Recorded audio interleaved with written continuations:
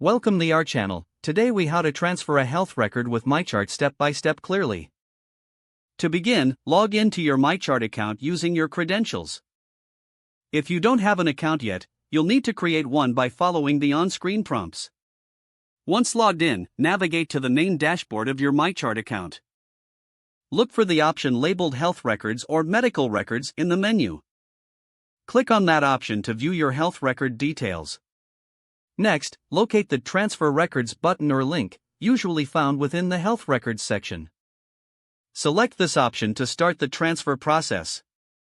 You will see a form requesting details about the records you wish to transfer. Fill in the required information, such as the name of the facility where your records are currently held.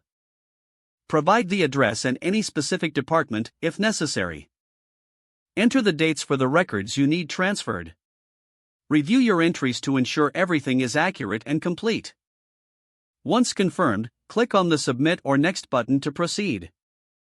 You may receive a confirmation message indicating your request has been received. Check your email for any updates regarding your transfer request. Be patient, as the processing time may vary depending on the facility. If needed, you can track the status of your request within your MyChart account. Remember to reach out to customer support if you encounter any issues. If the page does not load, refresh the browser or try again in a private or incognito window. Make sure you are using the correct email address, then retype it carefully to avoid small typos. If your password is not accepted, use the reset option and create a new strong password you can remember. Check your spam folder for verification or security emails, then complete any requested confirmation steps. Enable two-factor authentication if available to improve account security and reduce unauthorized access risk.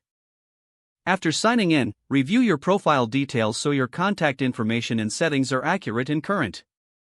If you see an error message, note it down and try again after restarting your device and internet connection. Log out when you finish, especially on shared devices, to keep your account and payment information secure. If the page does not load, refresh the browser or try again in a private or incognito window.